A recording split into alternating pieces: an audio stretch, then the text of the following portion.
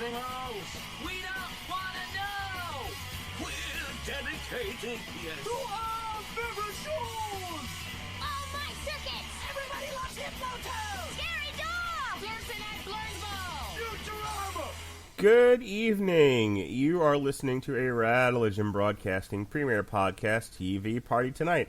I'm your host, the mandated reporter, and frankly, I'm mortified, Mr. Mark Radulich. And tonight, our favorite show is Pacific Rim, The Black. Brought to you by the good people at Netflix and Legendary Television. Pacific Rim, The Black is a Japanese-American adult animated streaming television series based on the Pacific Rim franchise. Last night we did one of the books that coincided with the Pacific Rim movie, and today we're talking about an anime that takes place after the sequel, The Uprising, or Pacific Rim Uprising. It was developed and co-written by Greg Johnson and Craig Kyle for Netflix and directed by Hiroyuki Hayashi and Jae Hong Kim. The series was released on March 4th, 2021, and we're getting to it today. Joining me to talk about it, of course, is my partner in crime on Damn You Hollywood, the 411 coverage god, the man who has been tapped to not only do SmackDown, not only do MLW, but now Raw he had to step in for, the poor bastard. And on top of all that, he has weekly MMA coverage for the UFC. Oh my God, it's Robert Winfree. How do you do, sir? Mark,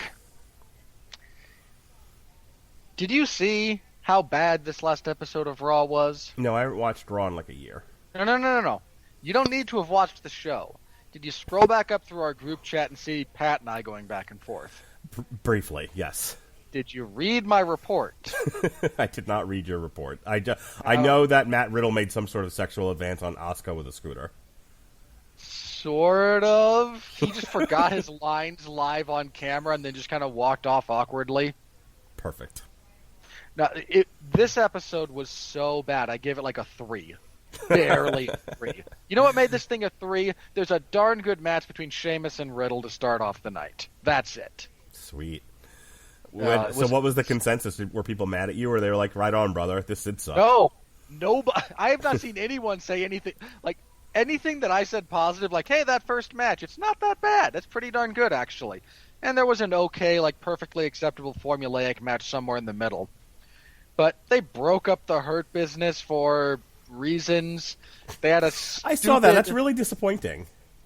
They had a stupid narrative all night about who's going to be the one to jump Drew McIntyre because of Bobby Lashley's offer.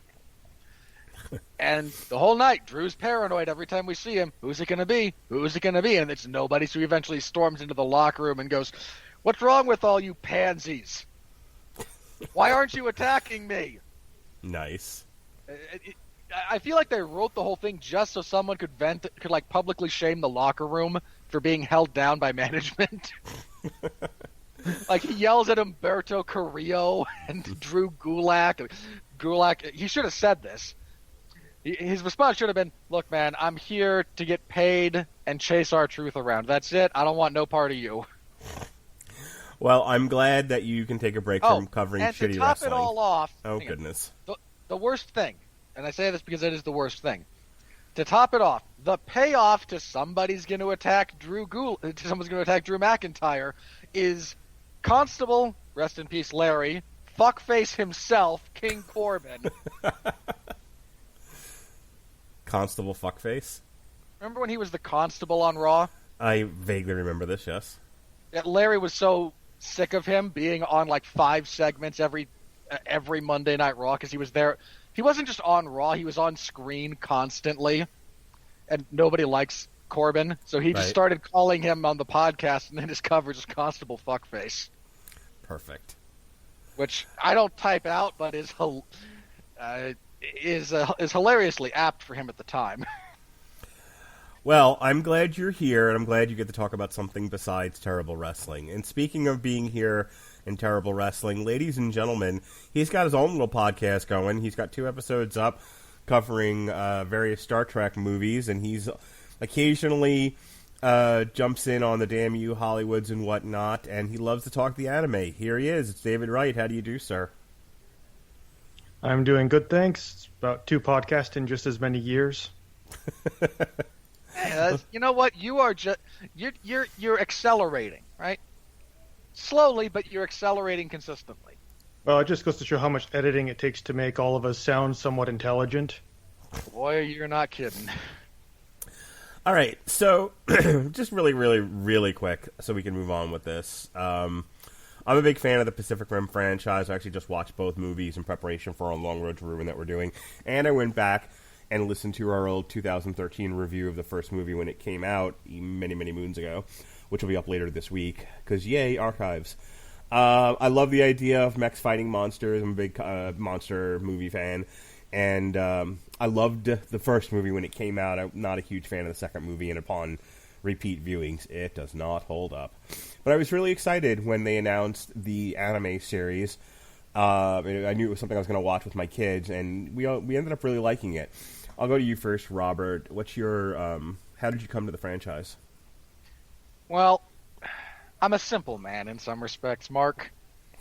I see Guillermo del Toro has made a movie about giant robots fighting giant monsters starring Charlie Hunnam, and I don't need a whole lot more than that.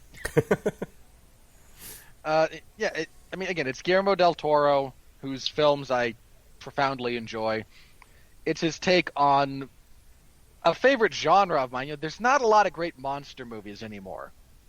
And I don't know exactly why that is, but it's been a trend in Hollywood for quite some time. That genre has just not seen a tremendous amount of upswing. So when you have a filmmaker who I really like tackling a genre that I really like, throw in some recognizable names. Again, I was pretty... Where was I in watching Sons of Anarchy when that came out? Because I didn't watch all of SOA contemporaneously. But I was watching it. I was certainly watching it around then. I like Hunnam's work. Ron Perlman's in it. Idris Elba. I mean, you can't go wrong. Like those people might choose bad projects from time to time. I could list several for each of them. But they always bring something to it, even when the movie's crap. So I watched it. I loved it. I have very few complaints if we're talking about the original Pacific Rim. Of course, the sequel. John Boyega, you suck. The less said, look, you and I didn't review the first Pacific Rim. This was before the advent of Damn You Hollywood, but we did review Uprising. No, did we? I'm pretty sure. I was there. Wow, really? Okay. Go on. We reviewed it, and we buried it like we should have, because that whole movie should have just been buried out in the desert. Like, some producer should have seen the cut. Oh, shit, you're right. We did review it. Huh, how about that? That movie exists as a monument to the shame of America for choosing to go see Adam Sandler get pissed on by a deer instead. That's true, too. That's very true. So, the best way to kind of segue into the show, I think, I like the world that Pacific Rim crafts. I like because realistic is kind of the wrong word, but it presents a plausible sequence of events. Aliens start appearing from deep under the ocean, giant ones trying to wipe us out. Humanity comes up with a solution in the form of giant robots, because why the hell not? It's a solution that should really be more widely considered for most problems. I'm completely in agreement there.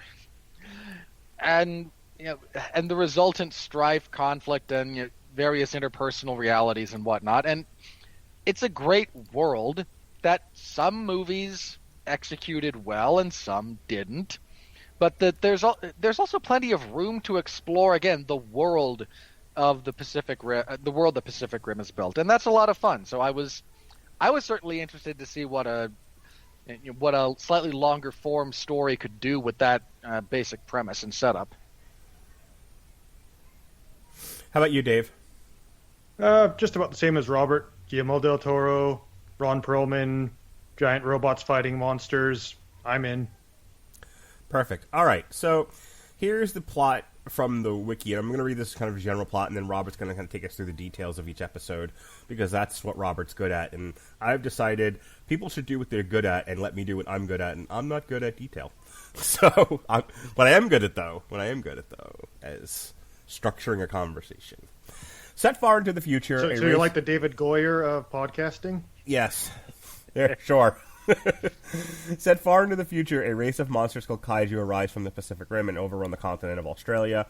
Humans build gigantic armed robots, Jaegers, to fight back, but fail, and the continent is abandoned, leaving only isolated pockets of survivors. Teenage siblings Taylor and Haley Travis are left behind by their parents, who leave to combat the kaiju but never return. 5 years later, Haley stumbles across a long-abandoned training Jaeger called Atlas Destroyer, which she and Taylor activate and set out on a quest to find their parents.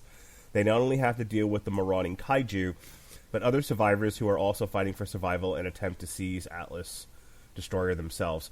Robert, help me out with this, and then we can kind of get into the conversation here, episode by episode. My understanding was once the end of, and this is always what annoyed me about Uprising, once they nuked the breach, that was the end. There were no more kaijus left. They had killed the ones that were there, and then they stopped any ones from coming through. So when the sequel happens 10 years later, and they're like, Brack, okay, I get that Charlie Day had been taken over by the aliens. He was being mind-controlled by the aliens to one degree or another, and that he was, like, breeding kaiju Jaeger...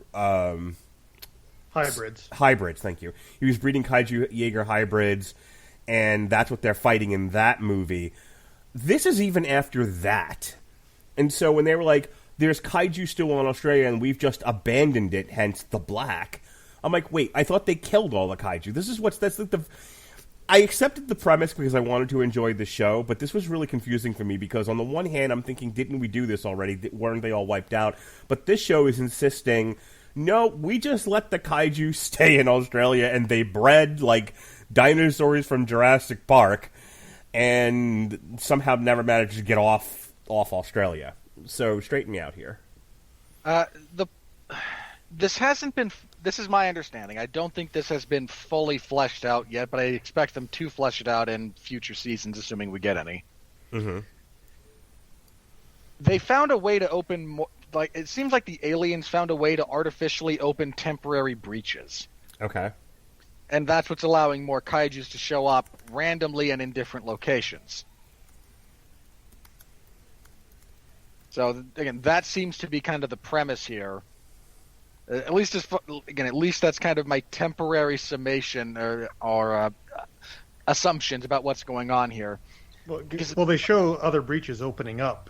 Yeah, like they in different open. Locations. Yeah, they open and then they close again. So something that these alternate the aliens that want to evict the current tenants and then remodel and resell the house. Okay. Whatever they found another way to. The thing about the first Pacific Rim was the breach was a singular location that they couldn't quite deal with and would just spew out a kaiju every so often. After it was lost, apparently the aliens didn't just go, how about we cut our losses? They decided, well, how about we find ways to temporarily open we open temporary breaches at more random locations, and let's just see how this plays out. Gotcha. So Australia got smacked with several, and that's kind of the setup, I think. All right. Why don't you take us through episode number 1 here? Episode 1 is fairly basic setup. We meet our protagonists when they're children. We meet their parents. Our very beginning is actually the last couple of Jaegers fighting off kaiju as the decision to abandon Australia is decided upon, which makes all the sense in the world, considering now there's just one more giant thing on that continent that wants to kill you. Genuinely shocked the kaijus weren't massacred by all the horrible other things that live there. Not insulting any of our Australian listeners. You live there, you know how it is. So we open with that. They call for the black, so they shut down a lot of they drop the satellites from overhead. They're really just trying to cut this area off from the rest of the world. Our protagonist's parents are able to take the kids and a bunch of people in a bus a bit away from a major city where one of the kaiju has shown up, drop them all off, and then go and say they're going to go head to Sydney and try to find reinforcements and get help. And you guys, stay safe. We'll be back soon. 5 years later, they still haven't returned. We see that our group of our protagonists have a village. They have people. They've got farms going. They're kind of settled. They're a little bit of a somewhat safe way station between other semi-permanent settlements. And then this all falls apart when, after an argument, we can get into the character dynamics in more detail, but after an argument, our protagonists, the brother and sister duo of Taylor and Haley, was Haley that falls into an old Jaeger hangar. And I forgot to mention again, the parents were Jaeger pilots. Taylor was doing pilot training. He was going to become he was supposed to become a Jaeger pilot. They stumble into a hangar where they have a training Jaeger. They accidentally set off a loud noise because Haley thinks this is cool, and Taylor's like, yeah, but no. And then again, AI. We are introduced to the Jaeger's AI. Big old klaxon goes off that draws the attention of a kaiju, Copperhead, which destroys the settlement, killing everyone. Taylor and Haley are able to trick it into falling into a giant canyon, but of course it's not dead because then we couldn't have a recurring antagonist. And they head off towards Sydney trying to find some other source of hope now that their settlement and lives and all their friends are dead. So what I really like about this episode, I'll kick us off here.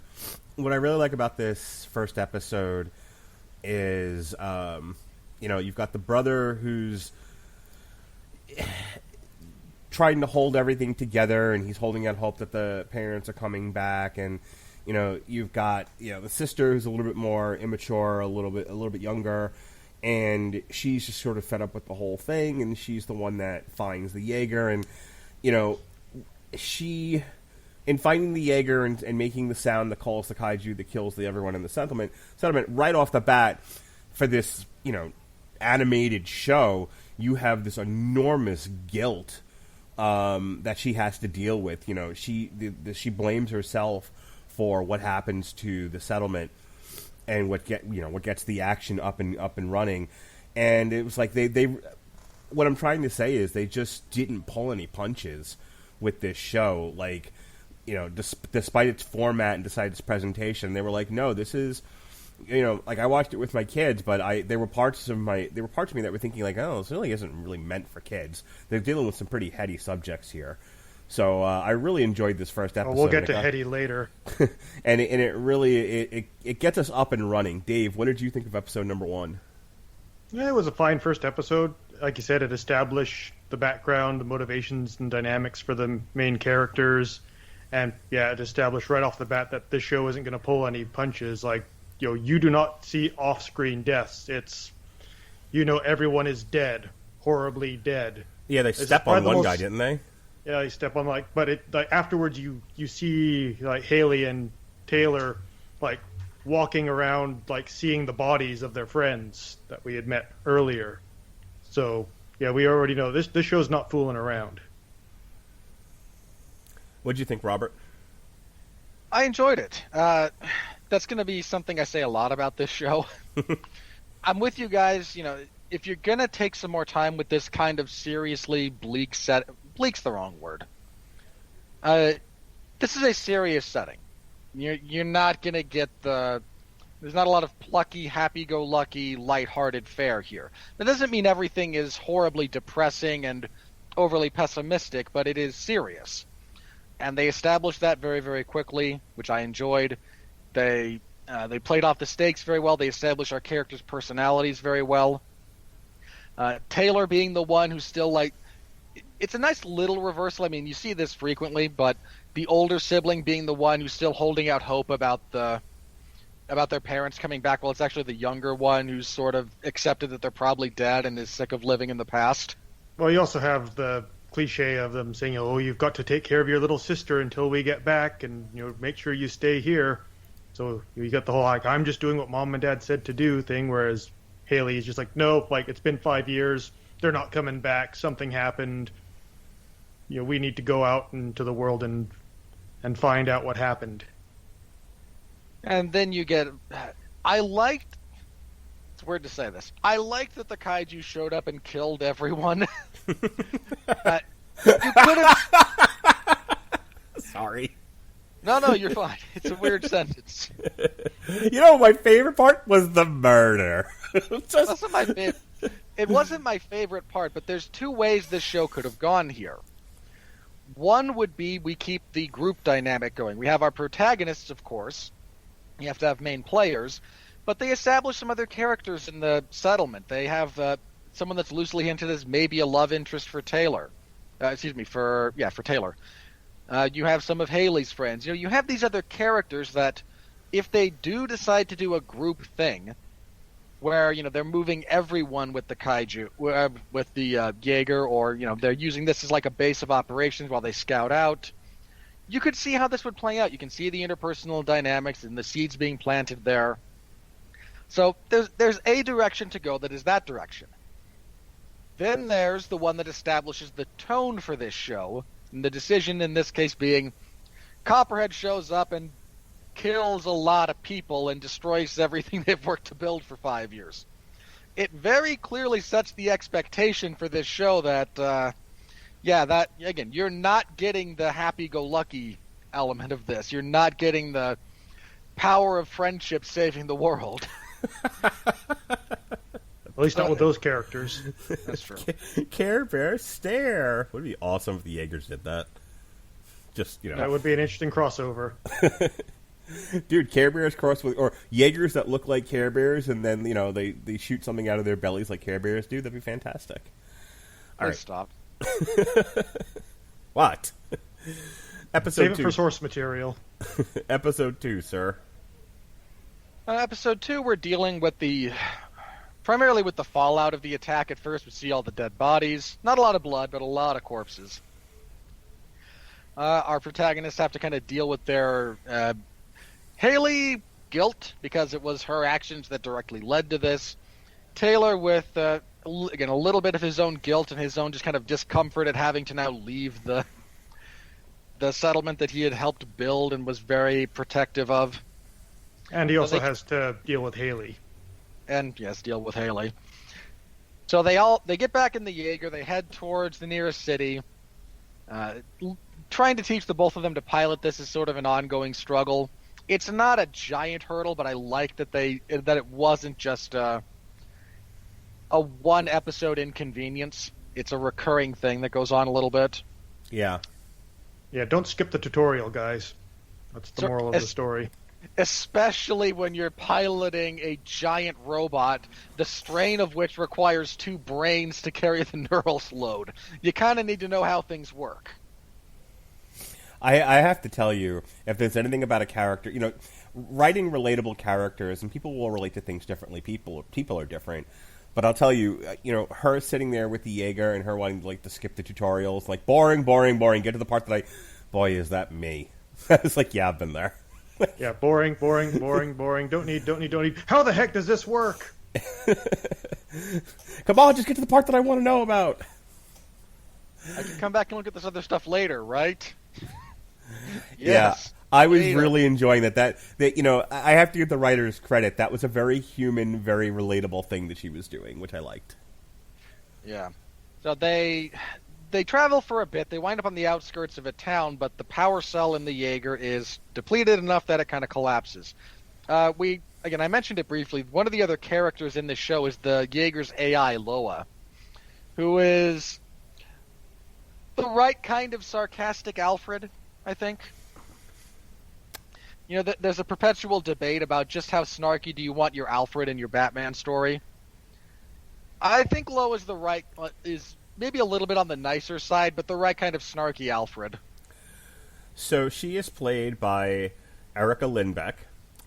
Erica Lindbeck actually she's an American voice actress known for her work with Bang Zoom, Studiopolis, and NYAV Post in voice characterizations in English dubbed anime and video games.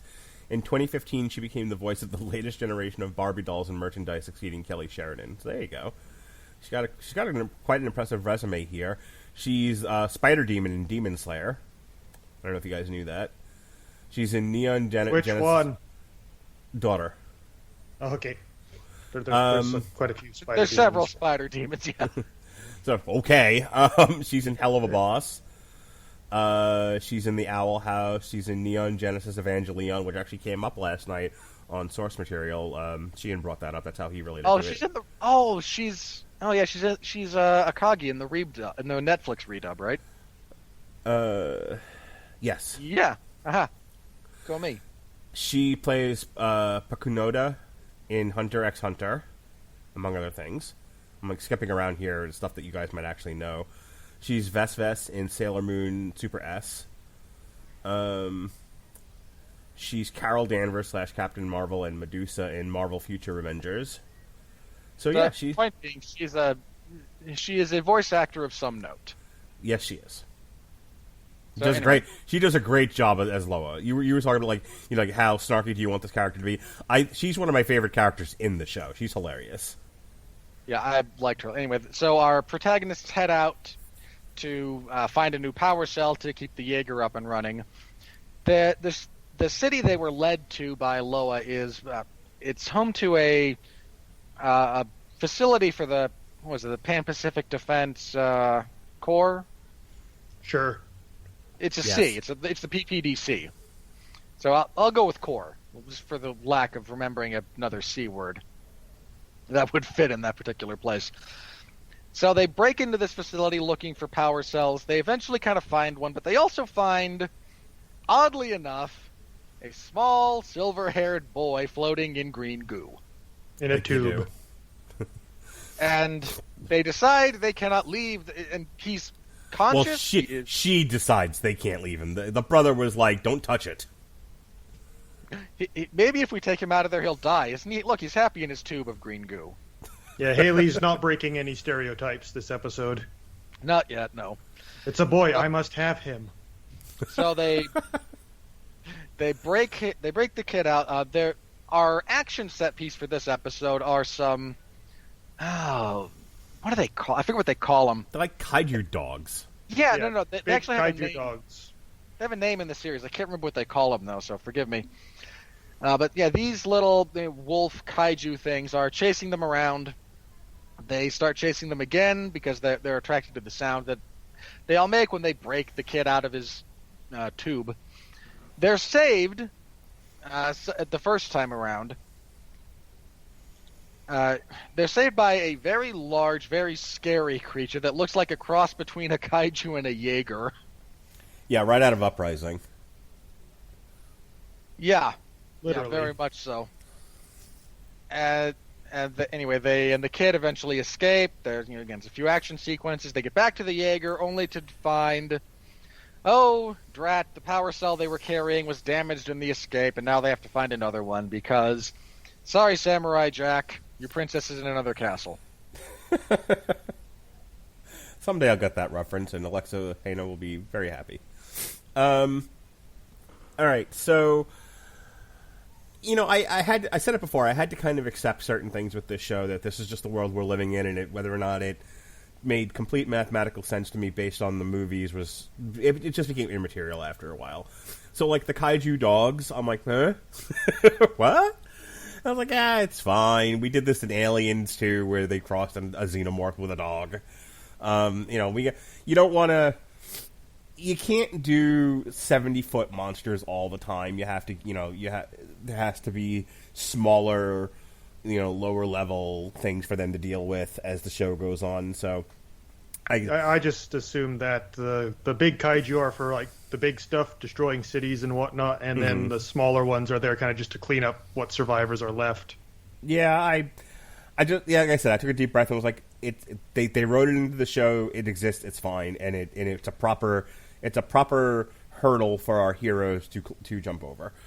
The kid presents a bit of mystery in the show, which I thought was interesting because he's mute, and he's mute for the entire length and breadth of the show, and we'll find out later what all he actually is.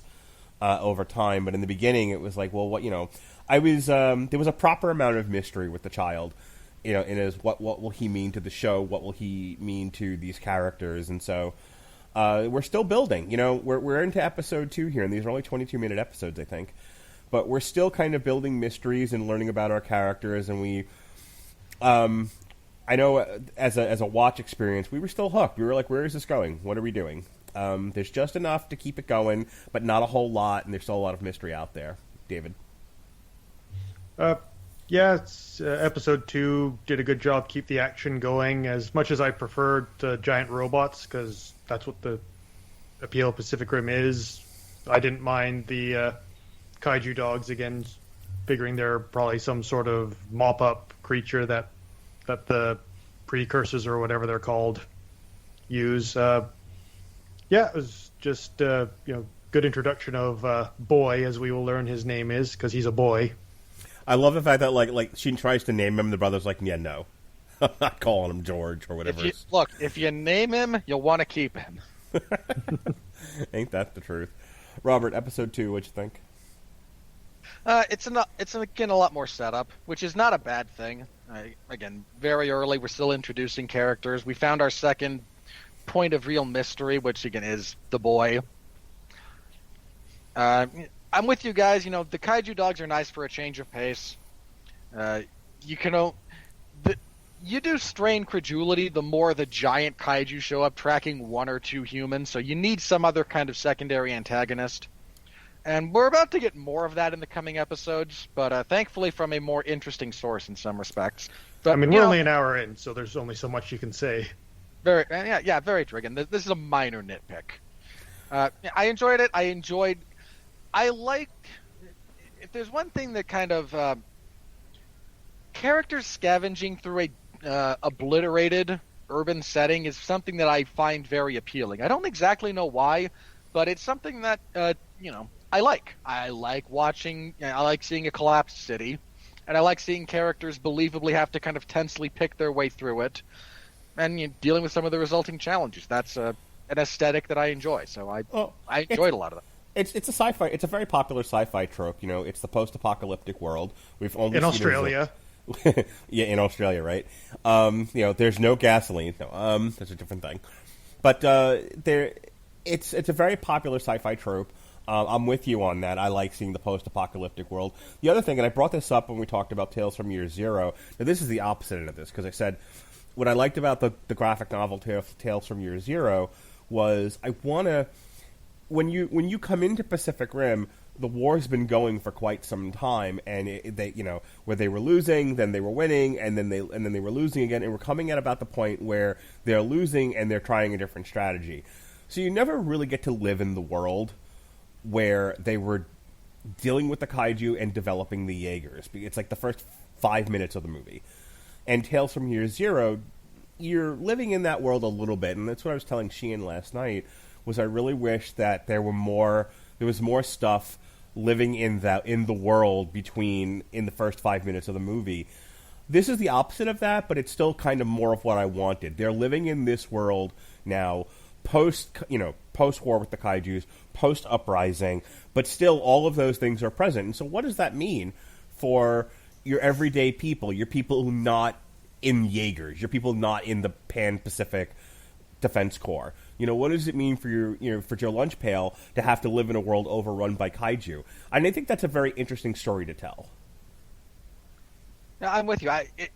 It was one of the really smart things that Pacific Rim did. They dumped us into the third act of the overarching story of the kaiju invasion, right? Right. And that leaves a lot of room to play around. And unfortunately, for whatever reason, they decided, hey, how about a sequel? One that's infinitely dumber. It's kind of like watching Star Trek. It's like, we want to see what happens after Nemesis. Okay, we're going to do an alternate dimension timeline storyline for 3 movies. Okay, we want to see what happens after Nemesis. Oh, we're going to do a prequel 10 years before the original series.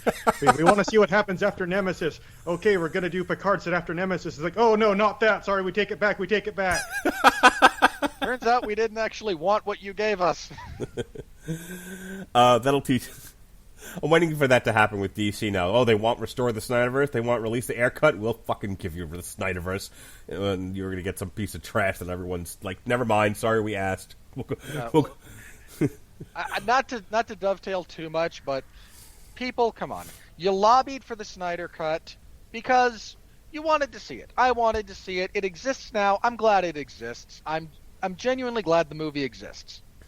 Can we stop with the I get this bit already, and you yelled at me and said that I was yelling at clouds. What are you doing? Yeah, I'm going to join you yelling at the clouds, okay? No, you're going to talk about episode 3. I will do that as well. Episode 3, we finally meet more humans. Our trio of Taylor, Haley, and Boy see some other humans traveling down to a beach. 2 of them are in full get-up with helmets, so you know they're red shirts. The other 2 actually have faces and models, so they're going to be around for a bit. They inadvertently interrupt the collection of these kaiju eggs, which is what this group is doing. The kaiju then attacks. There's a brief fight. The kaiju is killed. The 2 red shirts are red-shirted. And our survivors from this particular group, May and Richter, who I anticipate seeing at the party later. Well done. I popped Mark. I'm happy.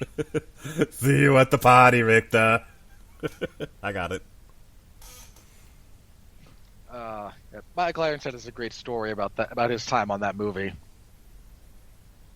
That I might share later if we have time. Anyway, so they kind of grab these other 3 kids and go, hey, come back with us to our settlement. We might be able to help, et cetera, et cetera. So they drive out across the outback, because you don't understand. All of Australia is in fact the outback. That's not true. Everyone knows it's not true, but because we now set all post-apocalyptic movies in either a desert or a ruined city, we went from one to the other. They travel to this mobile camp called Bogan, where we meet Shane, our resident old bastard. There's some discussion about... the kaiju eggs are used as part of a exchange with another group of people for Jaeger parts, because Shane wants to find a Jaeger and rebuild it and take over and rule the wastelands with the power of water and establish a harem and become the Immortan Joe. I don't know. We'll figure out more of him as time goes on. We hope. Maybe. I mean, again, he is... I say he's the resident old bastard because he is. He's an evil person, and that's fine. You're supposed to have those. Anyway, so there's a deal that goes sideways. People die because people die. There are some power cells here in this particular camp, and the group would like to steal some and then abscond, but again, they're in the middle of the desert. But they foolishly try, they're stopped, and Shane hooks Taylor up forcibly to a modified neural bridge like you drift in, and uses this to go back in time through his memories and see what happened. He sees the kaiju show up, he sees that they have a Jaeger, and now is his chance to strike because it is somewhat depowered, but within a day's travel, he can get there. Then he and his team could refit it, re-outfit it, and now he will have the machine capable of ruling the wastelands like a god amongst insects. Uh-huh. And that's where the episode ends. Okay. So, I didn't know where the show was going, and so much of what we're gonna see next is spent with the people in this camp and May and Richter and whatnot. So, I just talked about it's a smaller story, and that's been what a lot of the reviews have said too. Is that they live in this world with giant robots and giant monsters, but people still exist, and people, and there are bad people and there are good people, and there are people who do bad things to good people. And that is what the story revolves around. Not the monsters and the mechs are sort of ancillary to the point. And your mileage may vary with that. I know watching it with my kids, there was a lot of stuff that my daughter was able to relate to, But my son was like, when are they going to get inside the damn machine again? Like, he was okay with them fighting the monster. He was like, but when are they going to get? When is the robot going to punch something? And so, I think, and I bring that up only because I think that is kind of the two reactions to a show like this. Is you're going to have people who are sort of accepting of the story being told with the people involved, and then there are going to be people like, I watch this to watch robots punch monsters. So, David, what did you think of episode 3? I'm going to hold off on talking about Shane until we get through episode 4, but I thought it was a good idea to establish what some of the other people are doing in the black, running into this sort of convoy, kaiju merchants, and seeing how they, live rough lives, hand to mouth, dog eat dog world and all that. And it certainly ups the stakes now where, having a Jaeger does not protect them, and in fact it probably makes things more dangerous for the characters now. Yeah. So yeah, like it's a good twist in the story. It creates good tension. The sort of, how are they going to get out of this? Yeah, that's kind of all I would say for this episode for now. Robert? I mean, it's somewhat tropey at this point, but it's also a necessary story beat to have somewhere in your post-apocalypse. The fact that humans are in fact potentially the worst monsters. What? Yeah, again, I only have a problem with it when it becomes overbearing, and because at that point it's just stupid. Look, when you remove what did Hobbes call it? The Leviathan? When you remove the Leviathan, this would be Thomas Hobbes, not stuffed Hobbes, however much Hobbes took inspiration from Hobbes. When you remove the Leviathan, there's the theory that people will give in to their worst impulses, exploit each other. I think it's a sovereign he was talking about. Could have been. The book was called the Leviathan, I believe. It's been a long time since I had a philosophy class, so forgive me if I happen to get this wrong. But either way, once that's gone, people will immediately give in to their basest impulses and chaos, debauchery, etc., etc., etc. Yeah, I believe nasty, brutish, and short was how he described life without the sovereign, which is just, like the controlling force in society, be it government, monarchy, democracy, what have you, the stabilizing power. My favorite example of this, from an artistic standpoint, actually comes from Groundhog Day. As soon as Bill Murray decides he can do whatever he wants without repercussions, he just drives the wrong way on the railroad tracks. Because so don't worry, he'll swerve first. I'm betting he's going to swerve first. Yeah, it's great. But this only works from in your movie or your story, whatever your medium happens to be, if it's counterbalanced by the opposite, because the opposite is also true. You will find people who are good. You will find people who will do good to help each other. Not everyone is a giant bag of dicks. Now, again, you can't tell just a story about utopia spontaneously springing up as soon as society collapsed. It's a terrible story and profoundly unrealistic. But you do have to counterbalance the 2 points. And thankfully in this story, we have seen a little bit of both. Our society that we started with, the one that was wiped out by Copperhead, it wasn't people being terrible to each other. There were disagreements and there were personality clashes, but it was fundamentally a group of people coming together to try and eke out a living in the wasteland. Cool. Here we get our group that is the opposite, that is purely exploitative, manipulative, violent, and stupid. Well, most of them are stupid. Yeah, more on that later from me. I love that bit, by the way, when we get to it. But those groups do exist, and they are represented here. They are represented well. The gunplay that we got here was pretty good. I like the way they set up Shane.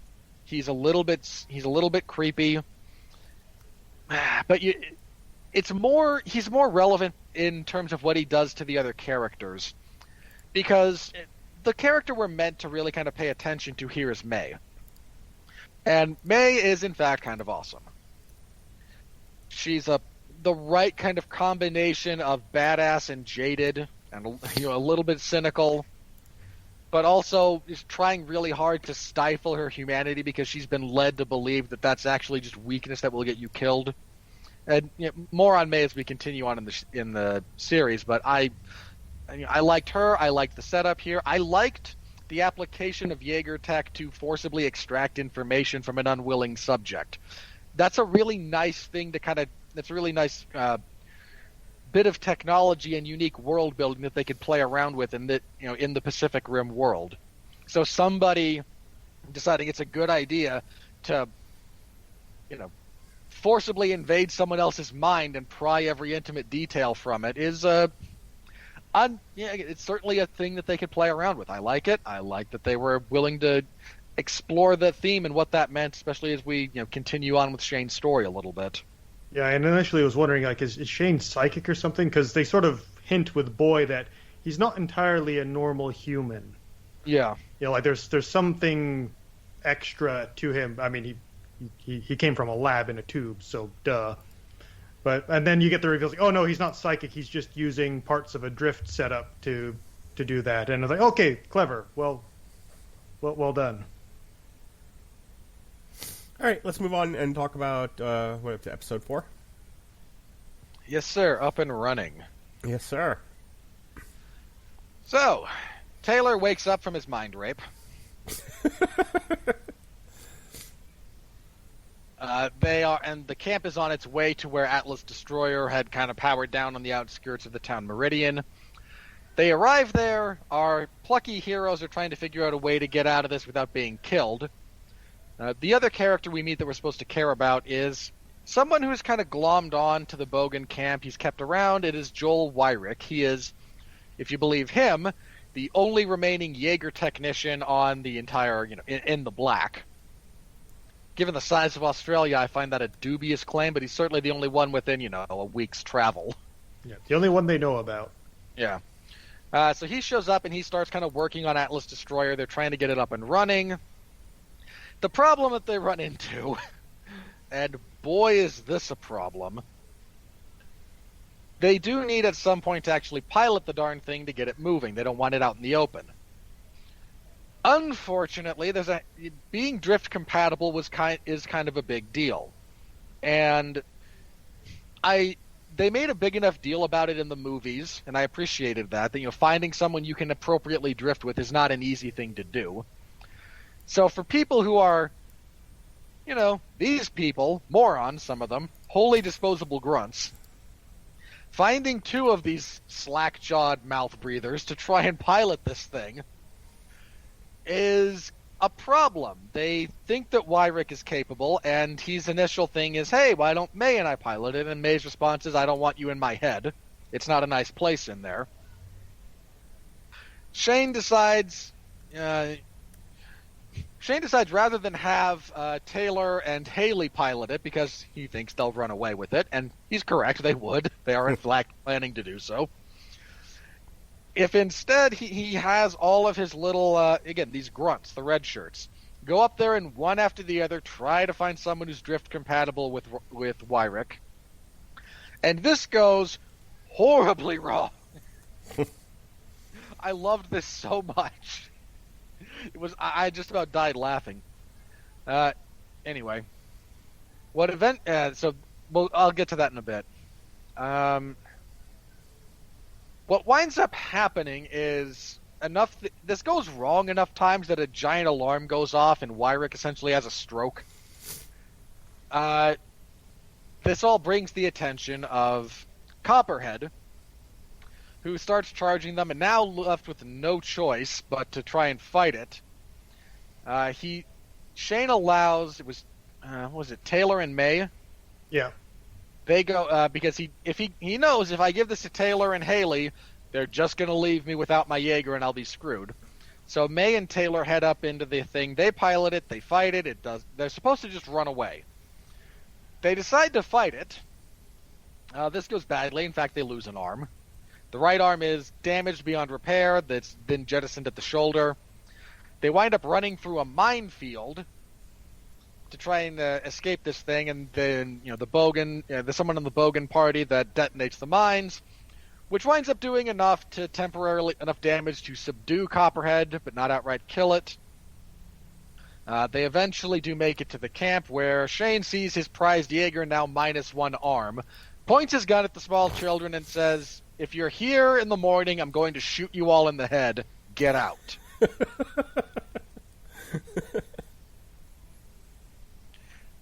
Again, we have a nice little cliffhanger there. Some danger for our protagonist to overcome in the next episode. So, Mark, another fight with Copperhead, and dangerous man threatens small children. Yeah, it's really funny when the worst villain in the thing isn't the, destructive city destroying monster, but actually, dude with gun.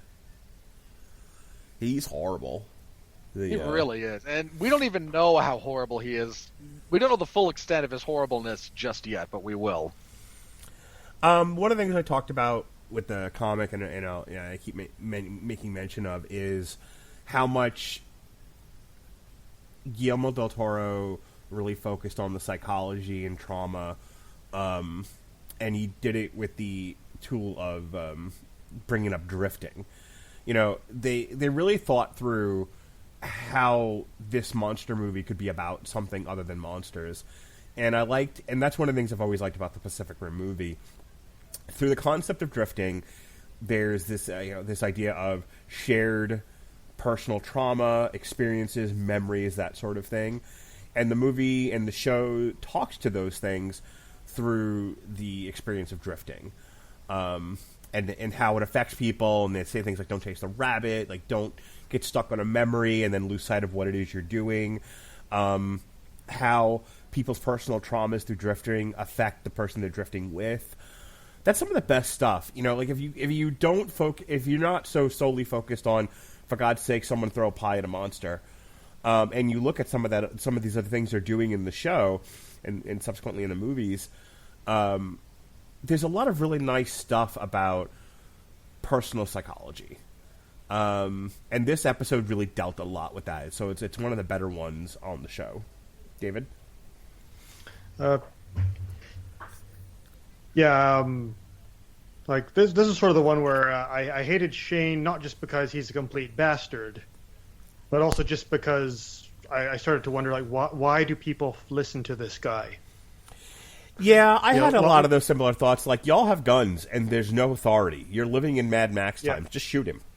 Yeah, I can appreciate it's like, okay, this guy's smart. He knows what to do to get us the materials we need to thrive, so it's worth our while to give him that authority.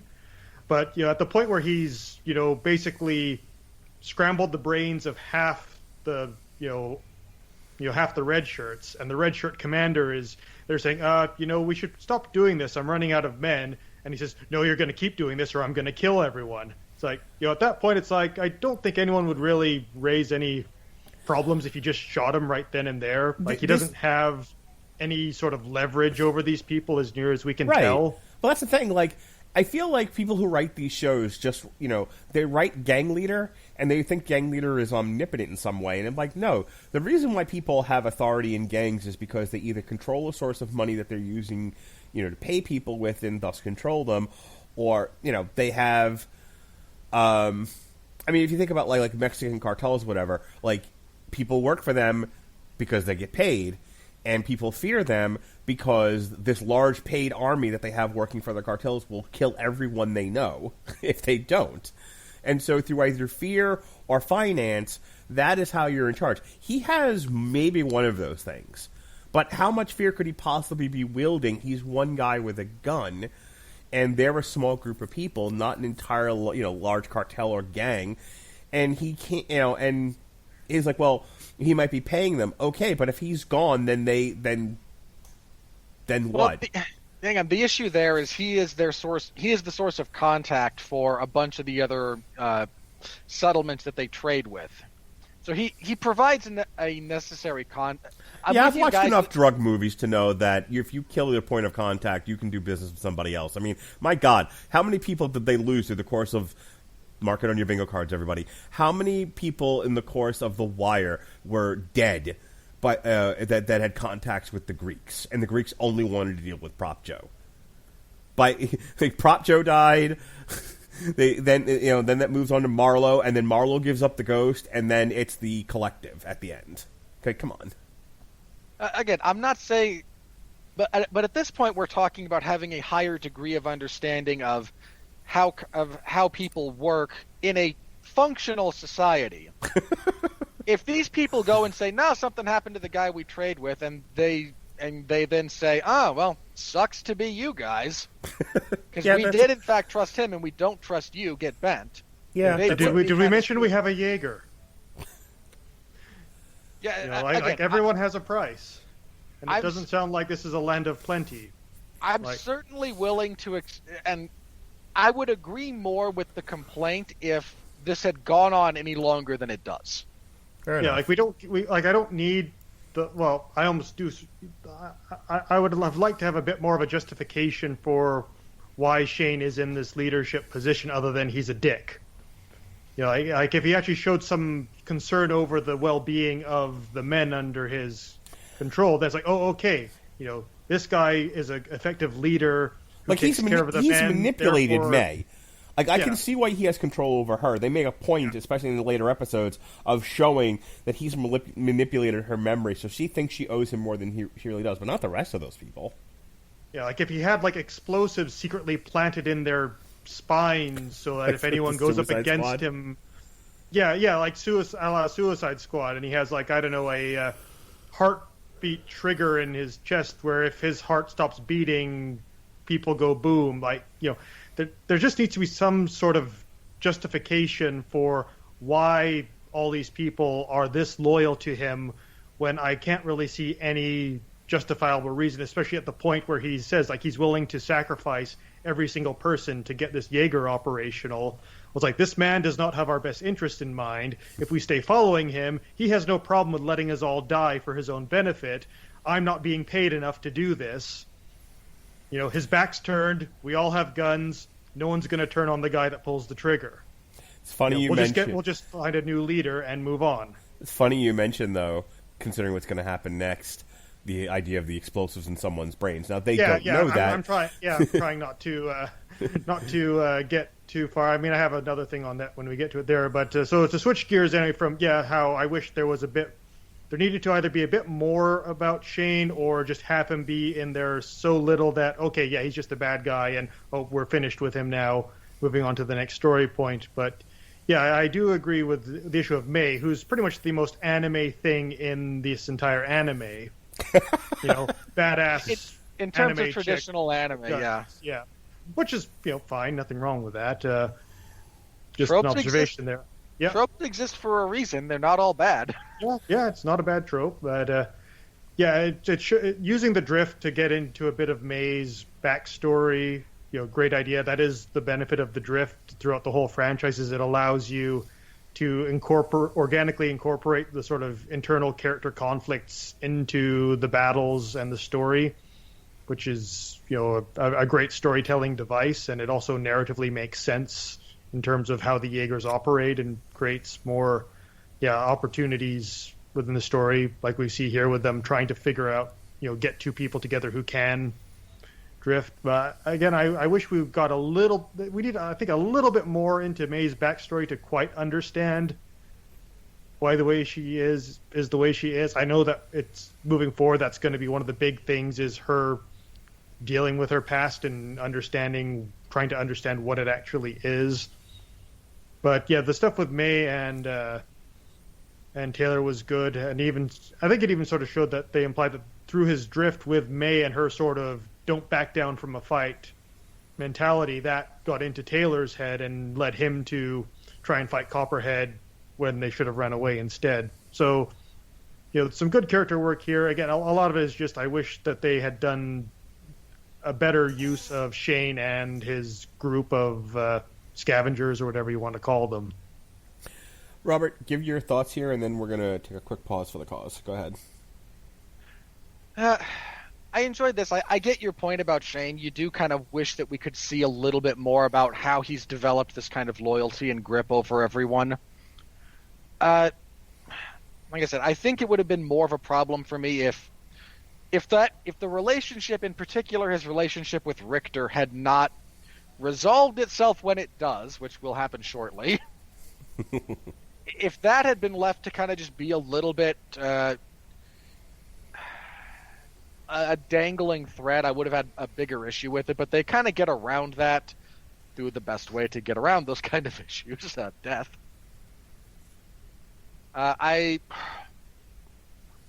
liked the fight. I liked them running. I liked them trying to fight Copperhead. I liked them showing off that if you get two people who don't know anything about each other drifting, you get some personality bleed. You get a little bit of some of your recklessness and determination blends with my innate desire to protect the people I care about, and now we're fighting when we should be fleeing. I liked them running from Copperhead when they finally got around to it. It was a nice chase sequence. Even just Loa, or not Loa, that's the AI, but even just Apex losing an arm, like I wasn't expecting that to happen. So again, it's no one is safe. Even your giant robot could in fact become damaged over the course of this show, and now we're short an arm for an episode for a little bit. And it's to the credit of this show that you don't feel confident that that's going to resolve itself favorably. Yeah, where do you get another arm from? Like, these are Jaegers. You can't just call the Australian equivalent of roadside services. We need a new arm. Okay, here you go. Yeah, right. They are living in a very finite place with with expressly stated limits to resources. Yeah, you need to find a Jaeger hangar with the necessary parts and equipment. You would assume it would take a team of tens of specialists to perform that kind of maintenance on a Jaeger. Yeah, there's some very real stakes there, and again, it's to the movie's credit that you have that doubt. To the show's credit. I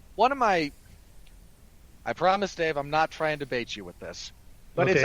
it's actually one of the things I liked about and still do. I like about Attack on Titan. That show very deliberately sets up that no one is safe, to the point that for a brief moment, when our established protagonist we think is dead in the first season, that particular show went out of its way to set up that, hey, you know what? Maybe he is. We've subverted your expectations in a good way enough to this point that, hey, maybe we're just going to focus on Armin from here on out. I'm glad that he made it. So far. Yeah. For the record, Robert, I actually do quite like Attack on Titan. I was just sort of joking that Aaron is being such a jerk that he's practically the villain by this point that I had seen it. And that's fair. And so, point being, this show does the same thing. It sets up a very specific set of guidelines under which this, not just this world in general, but this story manages our expectations. And consequently, when the Jaeger loses the arm, you go, "Oh crap!" This is a problem, and a serious one, and we're not sure what to do about it. And it's one they deal with for we're only got a couple more episodes left, but they deal with it for the length, I think, up until the conclusion, right before it. Before we go any further, let's go ahead and pay some bills. I want to first talk to you guys about Grammarly. Grammarly, for you listeners of the TV Party Tonight podcast on the Radulich and Broadcasting Network, brought to you by W2M, is offering a free download of the Grammarly software. Grammarly's AI-powered products help people communicate more effectively. Grammarly helps you write mistake-free on Gmail, Facebook, Twitter, LinkedIn, and nearly anywhere else you write on the web. Grammarly corrects hundreds of grammar, punctuation, and spelling mistakes while also catching contextual errors, improving your vocabulary, and suggesting style improvements. I really need to get on the Grammarly, especially for the amount of tweeting I've been doing lately, because I swear to God, almost every single one of them, I drop a word. To download Grammarly today, go to getgrammarly.com. That's getgrammarly.com/W2M network. Getgrammarly.com, W2M network, to download Grammarly for free. Episode number 5. Robert. Escaping Bogan. Episode 5. We come back, and our heroes are now trying to figure out what they're going to do with this 12-hour death clock hanging over their heads. I really can't stress this enough. This show puts our heroes in very real, very believable danger. And because they're the heroes, we all kind of know that they're going to get out, but there's enough doubt that we feel the tension. So they're trying to figure out what they're going to do. They eventually do decide. The other thing, Shane is ordering Joel to get the Jaeger at least functional, but Joel again had a stroke after having his brain forcibly drifted with the shallow end of the gene pool. And has lost a giant chunk of the information that he used to have access to. Shane doesn't actually give him a chance here. He says, no, you're going to get it up or I will bury you alongside these small children. So he gets up and tries to get back to work. Our heroes leave. They head out a little bit and then And then Taylor decides to sneak back, leaving Haley with Boy to kind of wait for him. He sneaks back. In the meantime, he doesn't just sneak back. Richter shows up because Shane ordered Richter to follow them and kill them anyway as soon as they were out of the camp because he promised May that he'd let them leave safely. But now that they've left, things happen. So Richter shows up, little bit of a gunfight where we discover that Boy is in fact bulletproof. Handy to hide behind a small child. Very important caveat there, though. Yeah, one of the only times when picking up a child and shielding yourself with its body from bullets is a good idea. They are able to overpower him once that's kind of discovered, and they debate whether or not they should kill Richter. He tries to talk his way out of it. May shows up and says, you guys really don't want this on your conscience, but me on the other end, then she shoots Richter in the head. She then overhears Shane, like all stupid villains do, actually expressly reiterate his plan over a radio so that our morally conflicted character can have clarity. Yar. She and... So, let me see. I'm trying to remember there's a specific order that kind of this happens. May and Taylor head back to the Atlas so they can pilot it. But a few other guys show up and capture Haley and Boy. Taylor winds up in the Jaeger, but there's not a co-pilot set up. So they wind up having him do a very brief solo piloting thing during our escape here. May, they get it up and running. So they get the Jaeger up and running. Taylor does the solo pilot thing. He succeeds because he uses the stored memory of another ranger who solo piloted to successfully drift with. There are 3 options when he does this.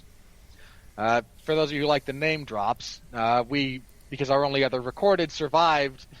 That was my favorite bit from this episode, actually, when Joel tells Sloa, okay, bring up the list of pilots who have solo drifted. Like, yeah, there's, a couple hundred.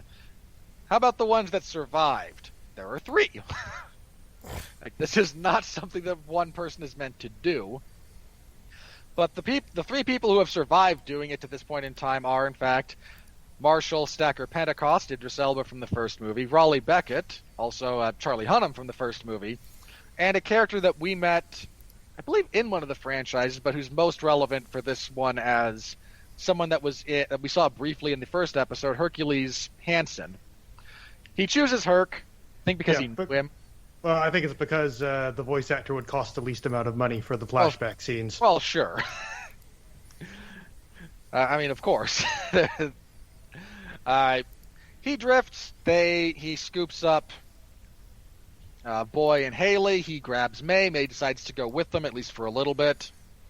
They escape in the Jaeger. They destroy the means of transport for Shane and his group. They just smash everything up. Yeah, they're the giant robot in the China shop. Yeah, but they leave Shane alive because that won't come back to bite them. I'm sure not. They escape. They get a little bit out, and then this was one of my favorite things, actually. So there's a couple of things here. one, the immediate side effects of this on Taylor, like he gets a little bit away from the camp and he gets the Jaeger a little bit out and he collapses. Like he's got nothing. So May and Taylor wind up drifting to run them the rest of the way out of there. Yeah, But May and Haley. May and Haley. They made it very, very clear that Taylor did this for about 2 minutes, and that's about it. Like this is something that has serious consequences. So they do escape.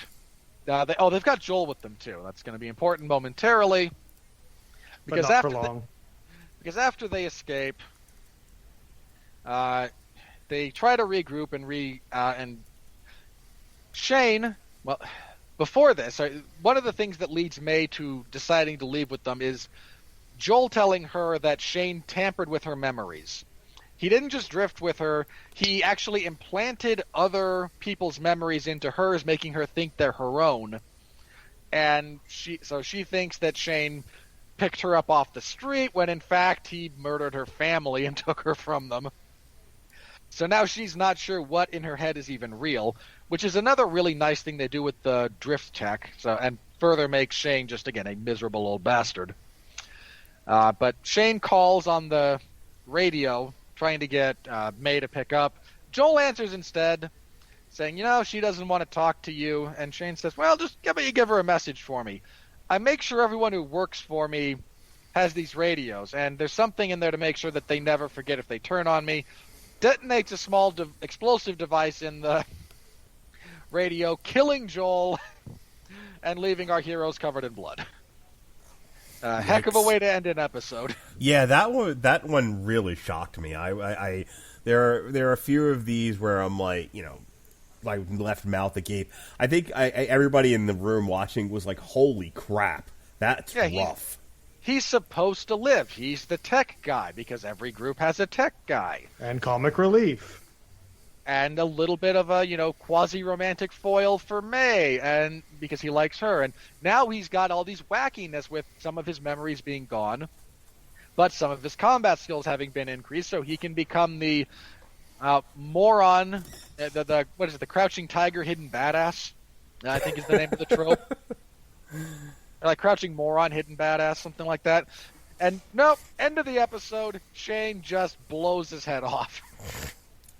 Yeah, that's a rough watch, man. Dave, go ahead and tell us what your thoughts were. Yeah. Well, first, like the moment I'm on a radio with someone and they tell me that they put a little something in the radio for people who betray them, the first thing I'm doing is I'm throwing that radio as far as I can and running. It might work, it might not. Yes. Yeah, but first of all, I thought like this in this sort is of surprisingly hard to come by in the moment. Yeah, but also Like, I'm pretty sure like for like standard issue radios, they don't usually come with like implanted explosives. So that means somehow Shane was able to get someone to custom put explosives inside all of his radios. Like, who has the time for that? I you think someone might ask questions? Hang on, like Hans, yes, Franz. We are putting explosives inside all of our radios. Do you think we are the baddies? That's hysterical, by the way. I think it was implied to be that same guy who blew up all the mines. Like he's the tech guy who was loyal to Shane for whatever reason. Yeah, Spider's name. But even still, if my boss comes to me and is like, "Hey, David, I want you to put like explosives in all of these radios," like maybe I should be looking for work elsewhere. But, maybe, but then again, there's not a lot of job opportunities in the black. Yeah, I mean, at least Hank Scorpio had a good dental plan. Darn right he did.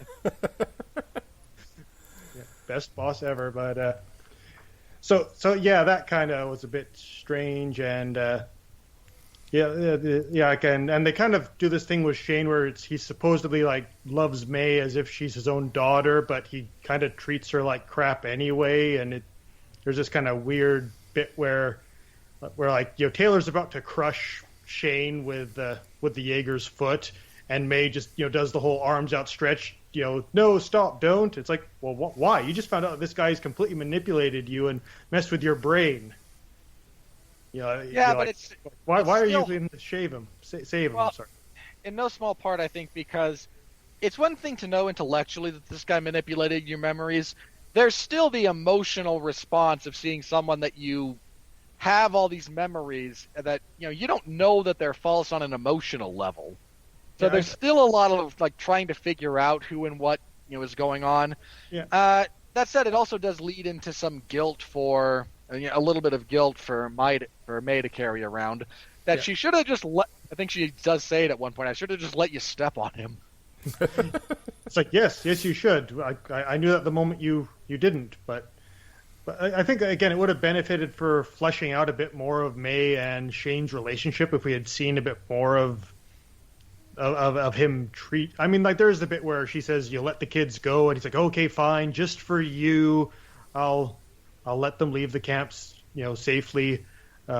But yeah, we kind of needed a bit where, like, maybe May, when they're riding in the car, is like, "Oh, like, I grew up on the street, and Shane rescued me. He raised me if I was his own, and now I owe him a life debt," sort of thing.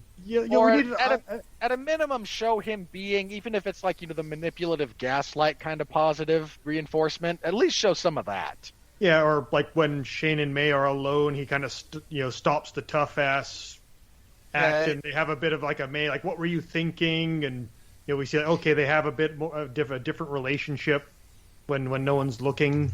Yeah. Sort of thing. Like we need, again, like, we either needed less of that so we could just appreciate, like, okay, bad people, we're going to kill them and run away, or we needed a bit more of that to understand a bit more of what the dynamics are between the characters. Yeah, I'm with you for that. Yeah, that's kind of most of my thoughts up to this point. Robert, anything else about episode 5?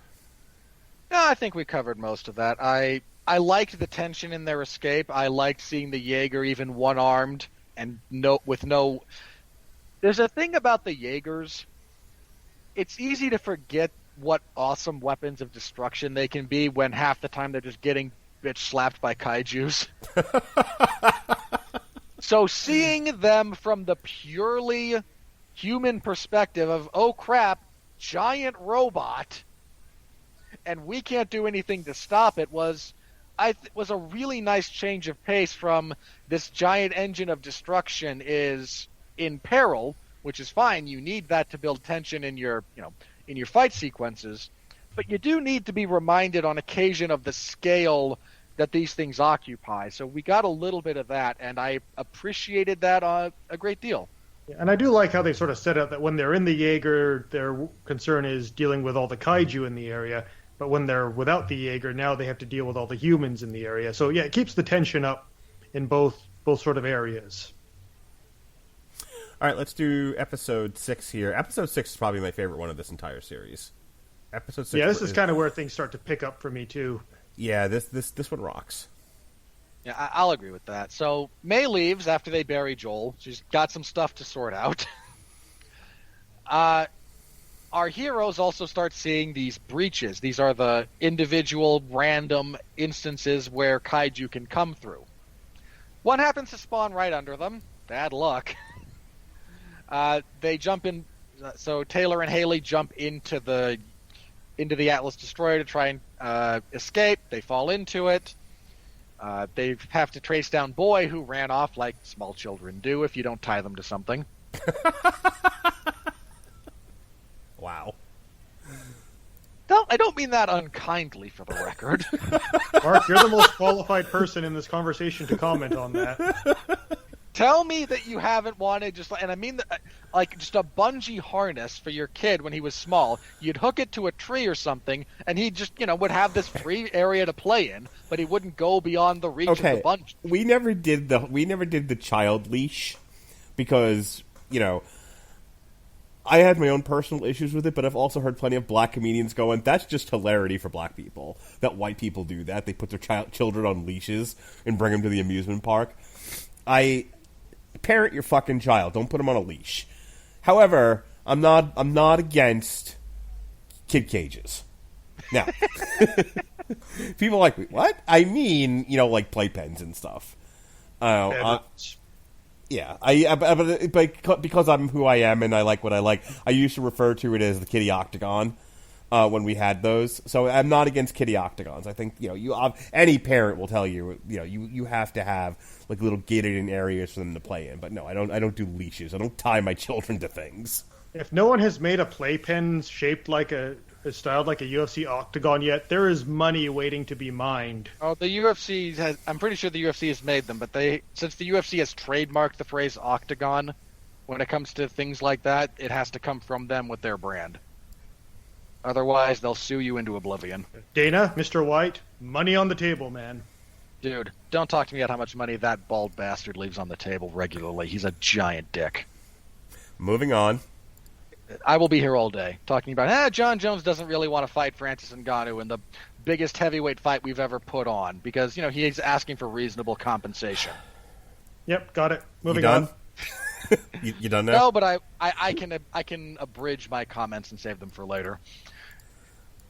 So they fall into this area and they discover it's a graveyard. They call it a boneyard, full of dead kaiju and dead Jaegers. Upon seeing one of them, we get something with Taylor where he remembers that Jaeger and the pilots and training with them. Only it's not his memory; it's in fact the memory of Hercules Hansen, whose memory he drifted with. So now he's got some random memories running around in his head as well. Ain't life just grand? What they wind up encountering is that same kind of Jaeger kaiju hybrid called Apex. They also encounter a specific Jaeger. What's the looking list here? Horizon Bravo. When Loa tries to access information on it, she glitches out and shuts down. Never a good thing. They eventually do find Boy. Again, they find this creature Apex. But when the Apex thing tries to attack them, Boy stops it by himself. He blocks a shot, then walks up and staring contest communes with it via long, soulful glances. Apex decides, all right, you're cool. Tears an arm off of one of the lost Jaegers and presents it to Atlas Destroyer, which then rehooks it. Because May this serve you in good stead, sir.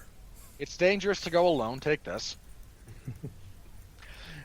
Which, because all the Jaegers are somewhat cross-compatible, and the shoulder the connective joint wasn't damaged. It was like mid-arm, but because it was now damaged beyond repair, the Jaeger AI just jettisoned the dead weight. So they're able to reconnect it, and they've now got an arm with actually a weapon on it. Hooray! Yeah, that was a lot easier than I thought it would be. Yeah, and if the show had been longer, but again, this is only 7 episodes. If the show had been longer, I'd call it a cop-out, but we need a degree of resolution. We can't have just a crippled Jaeger going into what's supposed to be our cliffhanger. Yeah, well, I guess modularity, good engineering. It really is. And hopefully there will be some kind of issue with it that could arise in the second season that would lead to, I don't know. Again, we'll see. There's room to experiment here. Anyway, they pick up Boy. The Apex starts feasting on the downed kaiju. We get a little bit of backstory about the Apex. It was the only drone that survived from the Uprising War, and it has now evolved into this. A biomechanical unit without any particular set of allegiances. But it decides that, the Taylors are cool. You're taking care of the little kid who's strong enough to stop me punching him in the face.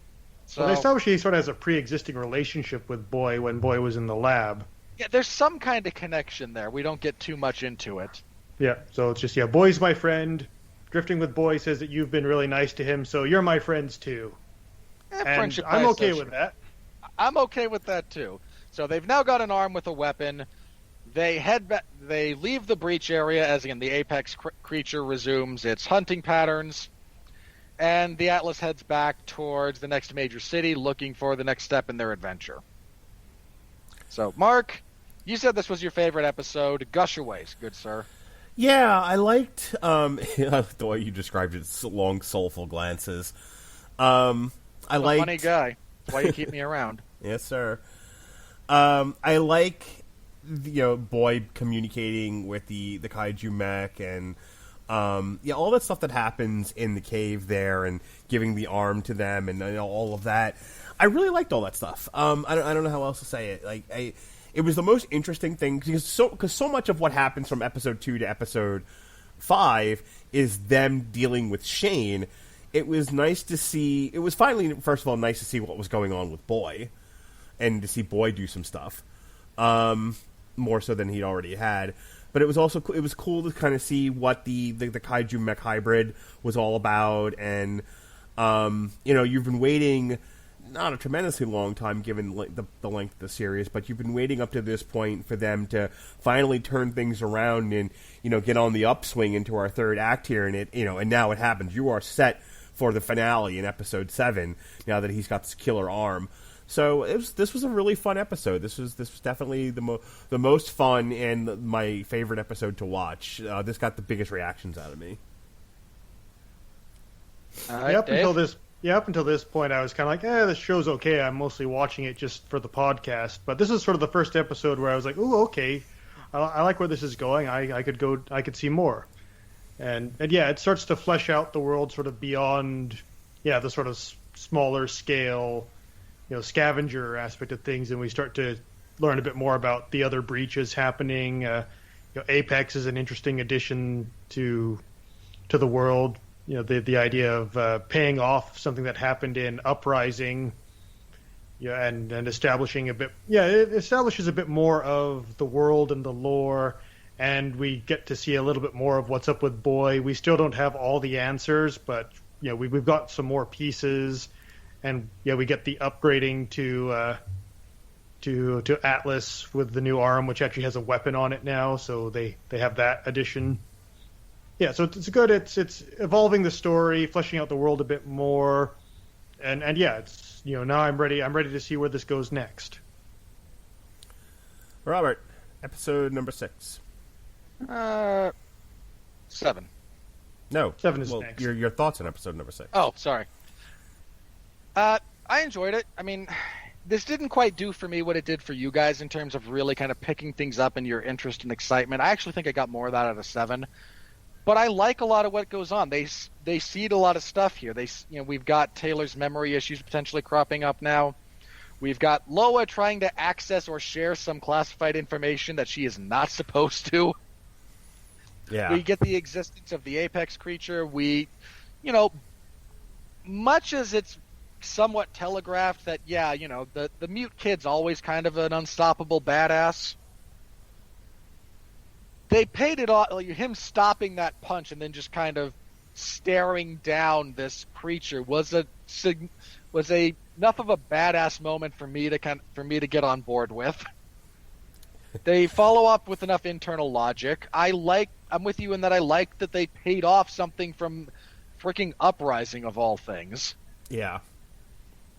So there's a lot good here, and I don't have a whole lot of complaints about most of this show. This episode it goes along with that. All right, now you can move on to the grand finale. Yay, episode 7. So Taylor tries to question Loa about the Uprising War and why she glitched out, but she ain't talking. And in fact distracts them with a shiny thing, a Jaeger distress signal. So they head out over there. When they arrive, it turns out that coincidentally this is where May was going, so they run into her at a cafe. They spend some time there together. This is one of the genuine uplifting moments of this show when they all just spend time goofing around in this diner with a jukebox. Yeah, I really like that. The getting her to get up and dance. I was like, that spoke to me personally.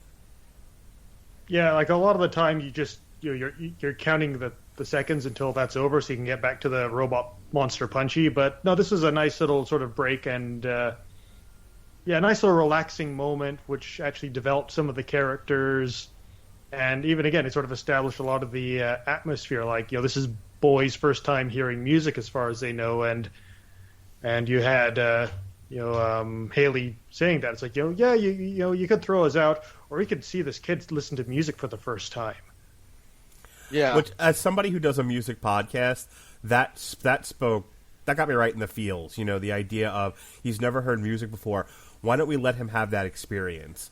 That was great writing right there, as far as I'm concerned. Yeah, I do like listening to music. I wish there was like some sort of online service that I could use to listen to it. I'm not ready to do that yet. Shut up. Oh, fine. Like I the perfect setup.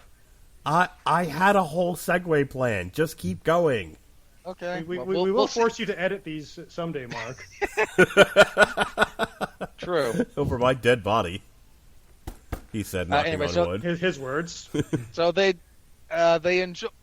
spend some time doing that. Then the Travises head out. They find the Jaeger in question, and it's their parents' old Jaeger.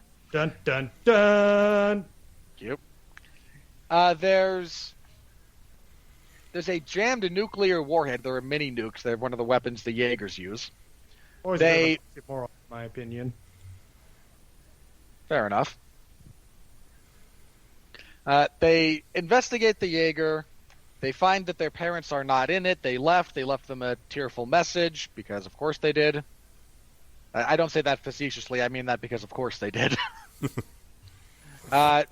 So they're left a little bit not sure what to do with that. But, they have another direction to head, so we know the next arc, in theory. However, while all this is going on, Copperhead has reawoken and tracked the Atlas. The Atlas Destroyer. It charges. I love Loa's reaction when it shows up, by the way. This poor AI just stuck in this Jaeger, and here comes the kaiju. Oh, great. That was really funny. So it attacks. The kids head back to the Atlas Destroyer. Haley gets injured, which is never a good thing. So Taylor and May head to the Atlas Destroyer to start piloting it. Meanwhile, Boy decides to try and protect Haley, who, again, he sees her as kind of an angel who rescued him from the goop. He decides to protect her, and here's your big twist, transforms into a kaiju. He fights with Copperhead for a little bit, is eventually buried under a pile of rubble. But this gives our other heroes enough time to get the Atlas Destroyer up and running.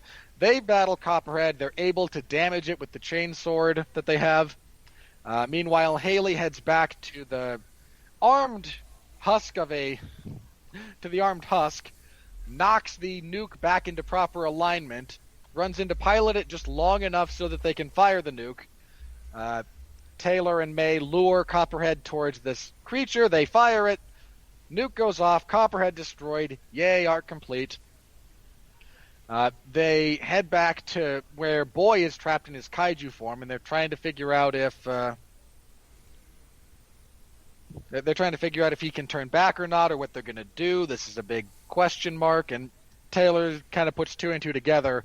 Boy was always a kaiju, and the precursors have now created kaiju that look like humans, so they could be even more screwed than they thought they were.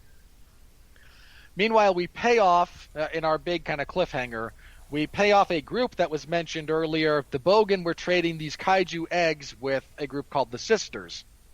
Well, a group that looks to be the Sisters, at least they're all women in masks, wearing culty cloaks, so I'm assuming they're the Sisters, show up on a rooftop and look down and see what happens, and ominously declare that the kaiju messiah has arrived. Cut to credits, and please give us more money to do more of this. And I say, give them money to do more of this. I enjoy. Highest compliment I can pay this show. When it was done, I wanted more. So, Mark, episode 7, our conclusion of the issues with Copperhead, and our setup for the potential future. Yeah, I'm really interested to see where this is going. I like the whole idea of the Sisters and, them talking about, like, the Kaiju Messiah. There's enough mystery here to keep me hooked. 7 episodes is a little weird. Normally the average, especially for a streaming show, is about 10 episodes. They even sometimes go, we'll do 8. 7 was sort of a weird number. So this felt like a 2.5-hour movie that was just broken up over chunks.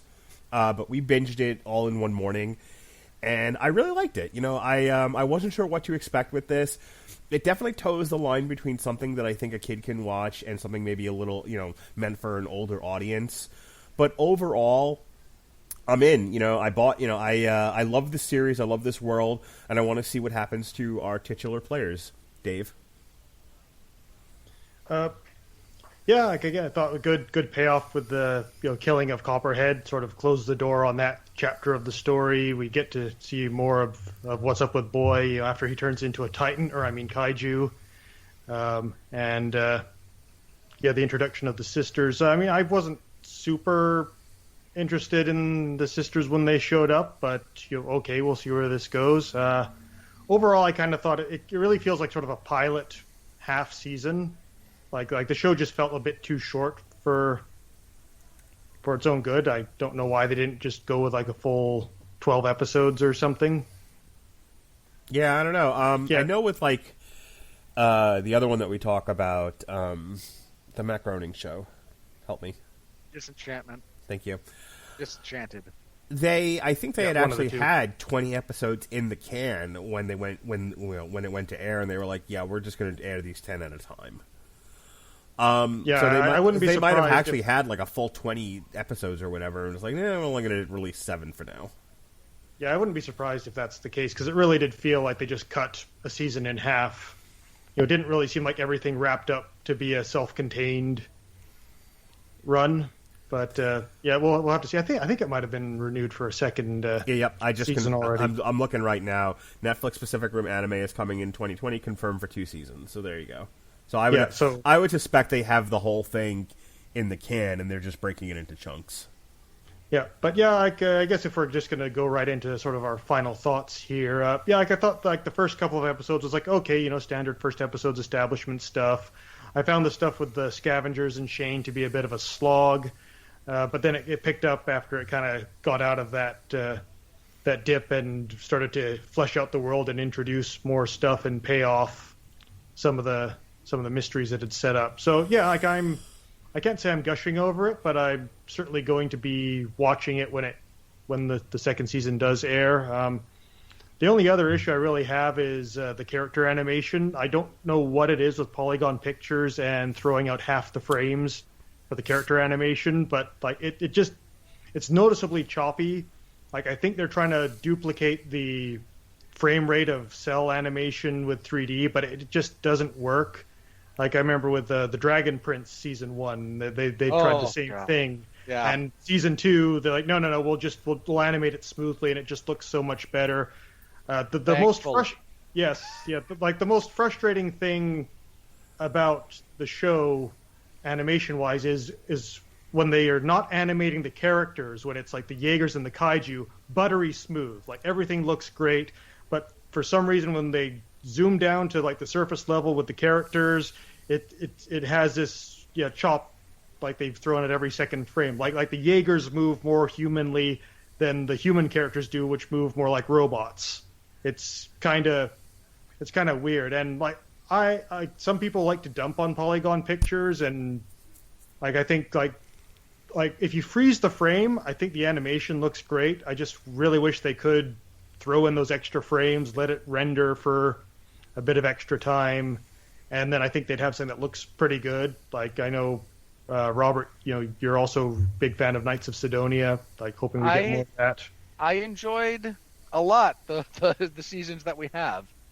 Yeah. I'm with you on the frame rate. I think both Knights of Sidonia and the Dragon Prince got a little better in their second season. So yeah, I don't think Dragon Prince was Polygon Pictures, but it's the same style of animation. I'd have to double check that, but yeah, at a bare minimum, it is the same style. So the technology and the ability exists to smooth that out a little bit, and I really hope that whether it's already in the can and they can potentially go back and touch it up, or if they're making another one, making another whole second set of this from scratch, or not from scratch, but it's in development but not done, and they have enough time to fix it, please do so. It's not a difficult fix. Now, this one this is not as bad as the first season of Dragon Prince, which I shouldn't say almost unwatchable, but it's really obvious in certain places just where they chose to cut down on the frames and the budget. This one isn't quite that, but it's I'm with you in that it's noticeable. So hopefully they do fix that up. Please, would make this a lot better. Yeah, but otherwise, character designs, like framing, cinematography, like all that stuff, all the other stuff, I think is good. Like I think it looks good. But yeah, it's just once things move in that jerky fashion, especially the mouths, that's sort of like, this doesn't work, guys. You need to add in those extra frames. Any other thoughts you had? Any final thoughts, Robert? Again, I liked it. I want more. I will be watching when the next either half of the first season or second season drops, however they're choosing to talk about breaking it up. Okay. I want to see, again, this is the best compliment I can pay something. I want to see more. I want to ask you guys a really quick question now. Now I want to ask this question. Now we're doing this, okay? Right? Okay? I'm in charge. No, I'm not. No, Mark, I will not, in fact, tell you my my pitch plan for a action-based remake of Citizen Kane. It's like 900 podcasts ago. I no longer care. What did you guys think of the music in this? The music that was brought to you by Brandon Campbell on the soundtrack for Pacific Rim: The Black, which is actually available on AmazonMusic.com. David, what did you think of the music? I thought it was okay, although I'm a bit more interested in how I can improve my grammar and my writing. We did that already. We're doing Amazon Music now. Yeah, I can't think much of the background. I can't remember much of the background music in the show. Like certainly where it samples the excellent Pacific Rim main theme by Ramin Djawadi, which I am probably butchering. That is such a great theme from that first movie. Yeah. I just rewatching it again. Like whenever they play like the main like hero theme, it's like it gets you pumped. It does. That is my alarm music on my phone when I get up in the morning. I just want to get up and punch a monster in the face. Get up and punch the day. Yeah, like I'm sure if you looked at the analytics on the soundtrack, it's like you listen to the whole soundtrack once, listen to the first track, 5,976 times. Robert, what did you think of Brandon Campbell's score for Pacific Rim: The Black? Well, it's always tough when you do these and you can't just you can't wholesale reuse a very iconic. And I will go ahead and say that the main theme for the first Pacific Rim movie qualifies as such. But like Dave said, it's when it samples it well, it works. It really works. And we mentioned the bit where they all just kind of dance around the jukebox for the first, and boy gets to listen to music for the first time. They made some good choices there with that. The ambient stuff, I was a little bit. It's ambient. It's not meant to be terribly memorable. I think Shane's theme was all right. They gave him something suitably menacing. So, on the whole, I'm not picking it apart. I very rarely have giant complaints about the music in a film. On occasion, I do. Right. But well, for people who want to check out the score, it's actually available, as I said before, on AmazonMusic.com. And if you want to listen to it, you should use our link at getamazonmusic.com/W2M network, and you can get a free 30 days of Amazon Music. You can stream all the great soundtracks that we've talked about on our various podcasts, including Pacific Rim: The Black, or any of the albums that we review on Metal Hammer of Doom, or whatever tickles your fancy. All right, I'm done. All right, so for the record, I will go ahead and tell you my crappy pitch for the Citizen Kane remake. Okay. Plugs. No. I'll be brief. Mark, the key to understanding this remake is you have to understand. You have to ask the simple question, right? Who, in fact, is Citizen Kane? This is ultimately what determines what kind of movie you're going to make. So, if you want to make a stupid, explosion-filled action movie, you have to address the question of who is Charles Foster Kane. And what is Rosebud? Well, I think the appropriate way to do this, if you wish to shoehorn shooting and gunplay into this movie, is that Charles Foster Kane is in the Michael Bay version, someone who is holding the keys to an undiscovered source of power that is set to explode the Earth. He's some kind of he is his own action hero, and Rosebud is his last hint about how our contemporary heroes can, in fact, go back and it can save the world from exploding. So what we get is a dive through his past where we get to see younger Charles Foster Kane in these flashback sequences, and our heroes desperately try to unravel the mystery of what is Rosebud and how can it stop the Earth from blowing up. And in my version, they fail, the Earth blows up, because I hate Michael Bay and all of his movies. So that's a happy ending. Yes! I can't Yes, believe you made me wait this long for that. Come on, You couldn't just do it you just couldn't do it in the moment when it was funny. Of course not, because if I did it in the moment when it was funny, the unpaid Hollywood intern who was listening to that show would have heard it and said, "Hey, let's do this." Okay. I would just take it and retool it into a biopic about George Lucas and then win all the Oscars. Go for gold. Alrighty. So, in the can, Fool's gold. We've got our source material for this week, Pacific Rim Tales from Year Zero. Earlier today, again, Blog Talk Radio has graciously reopened the archive from all of our previous podcasts on Blog Talk Radio. Hang on, I need to know the nuts and bolts of this. Did you send them an email and threaten them? No, I sent them an email and said, like, hey, none of my shit works. Why doesn't it work? And they're like, well, because you're not paying us. And I'm like, oh, well, if I pay you, can I have it back? They're like, yeah, sure. So you're paying for it for a month and we're just going to download everything? That is the plan, yes. Nice. I told Jesse, I am willing to pay $40 for my archive. I'm not willing to pay $80. Get it done. So That's fair. Nice. And Jesse is our download guru because his computer and various SSDs can handle that stuff appropriately. Yep, so Jesse is in the process now of building the archive. I mean, I can pull stuff as I need it, but, in the meantime, but we are building a master archive, so I don't have to go through this again.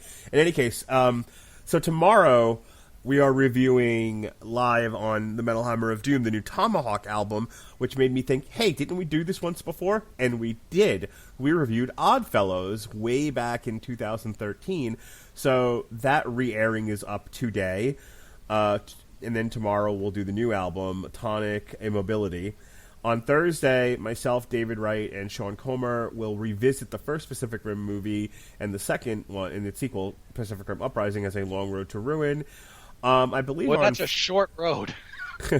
I believe on Friday, again, going back to the archive, just to kind of close out this week and get up all the Pacific Rim stuff that I mean, presently creating or have created, we will release the original review I did before there was ever a Damn You Hollywood, before Robert Winfree was even doing any of this stuff with me, back when Jeff Harris and I used to review movies from 401mania.com, believe that. We reviewed the original Pacific Rim when it came out, and we did a podcast on it, and so I'm going to put that into the world. Yay, you can hear Jeff yell at me because I confused Pacific Rim with Halo. Robert Cooper was there as well because he likes big monsters and he used a podcast. And that's it. That's it for this week. Last week we did Avengers, Vision and the Scarlet Witch, A Year in the Life, Zack Snyder's Justice League, Rob Zombie, the Lunar Blah Blah Yakety Schmackety. We reviewed WandaVision. We did our last official chapter of the boxing series, the Klitschko era. The next one is Modern Times, but it's an epilogue on the series. And Jesse put up one of his syndicated source materials for Invincible to coincide with the release of the first episode on Amazon Prime of the cartoon series. So we got a lot going on here. It's a very exciting time on the Radulich Broadcasting Network on W2M. We're about to deluge the world with our decades-old content. It's going to be fantastic. David Wright. My Everyone Loves a Bad Guy for The Simpsons Treehouse of Horror has 127 listens. Yeah, it does. Assuming Blog Talk Radio is accurate. Yeah, a lot of your stuff got very high listens. You're very self-deprecating, but your stuff is well received. David Wright. We will be doing another Star Trek retrospective in the near future, which you will release at some point in the further future. Is that correct? Yeah, I'm going to try not to make it too much of the further future, but yeah, this is it, the main event. We are finally doing the Kelvin timeline movies. I believe it's you, me, Robert, and probably Andrew Graham joining us as well. My plan for that is I'm going to binge all three of them that day, so they're fresh in my mind to talk about them. You poor, poor man. That's okay. It's going to take me about a month to write the plot summary for Into Darkness. It's funny. We actually Robert and I reviewed two. Robert and I actually reviewed two out of three of those. You will spend more time writing a plot synopsis for Into Darkness than the writers did writing Into Darkness. Yeah, I might even find myself in the heart of darkness by the time I'm done. I know we did one for Star Trek Beyond because I remember arguing with you about the Beastie Boys, but didn't we also? Boys suck. We definitely reviewed Into Darkness when that came out. I think the only one we didn't do was the original Star Trek movie. You may have reviewed Into Darkness. I didn't. All right, go ahead, David. Do you have any more plugs? Well, first, anyone who's listening and thinking of taking my George Lucas Citizen Kane biopic idea, I'm totally okay with that. You'll find that the cut that I will ask for is very modest and quite reasonable. You won't even notice it's gone. So let's just avoid any legal battles right up front here, guys, okay? But yeah, I'll be on for Pacific Rim Long Road to Ruin on Thursday. Hopefully the Demon Slayer movie, depending on whether or not the theaters are open in time for me to see it here. And I think that's all we have for the near future. Okay, go ahead and do your plugs, but be aware, I'm looking up something and I'm going to interrupt you. Okay. Go ahead, start. All right.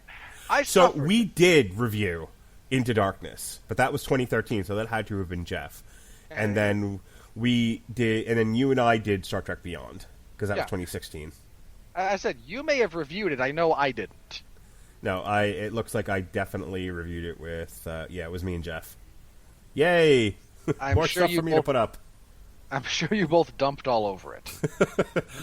Yeah, I'm fairly certain we both hated Into Darkness, though that was many years ago, so who knows. All right, good for sure. For serious now, go ahead and do your plugs.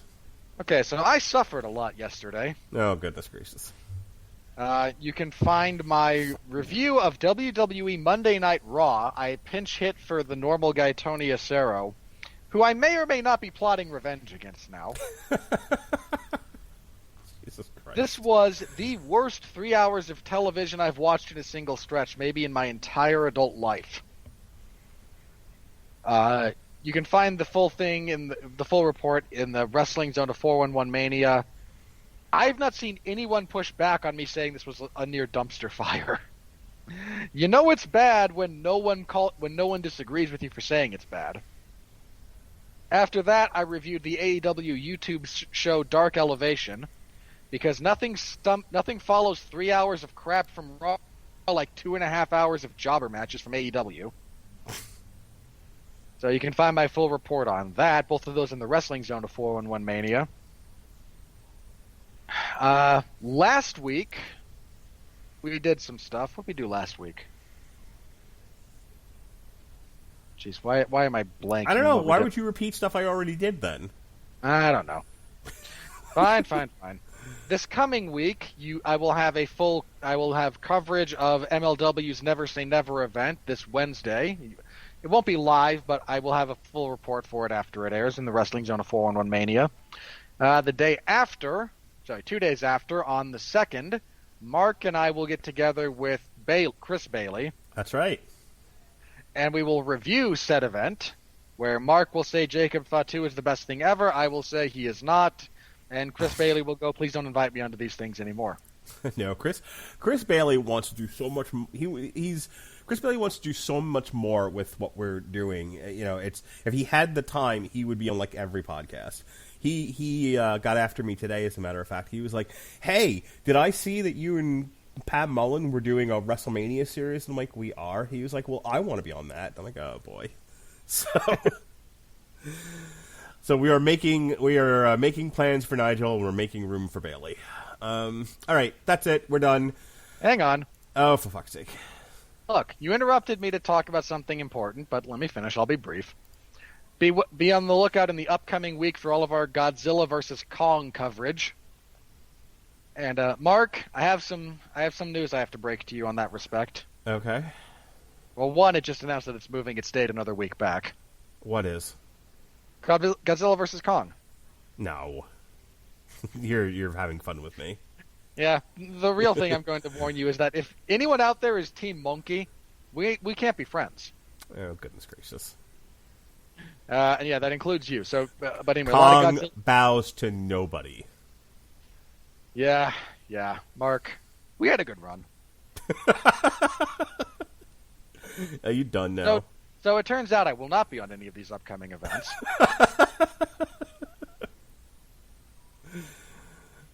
So just look, be on the lookout for that. You can find this last Saturday was UFC 260, big heavyweight title fight. Francis Ngannou became the UFC heavyweight champion. You can find my full report in the MMA Zone of 411 Mania for that event. You can also find me hosting the 411 Ground and Pound MMA podcast on Sundays.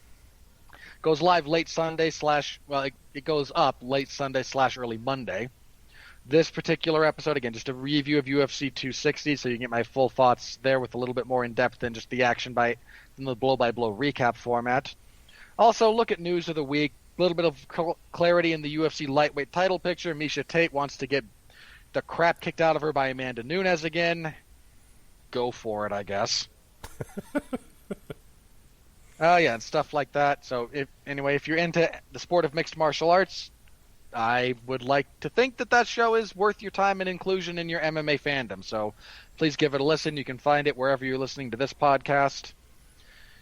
And Friday, WWE SmackDown. I cover in the MMA zone, in the wrestling zone of 411 Mania. So stop by, say hello. Hopefully it's not as bad as Raw was. I don't know what it can't be. It literally can't be. 1, it's an hour shorter. 2, it has Roman Reigns. So yeah.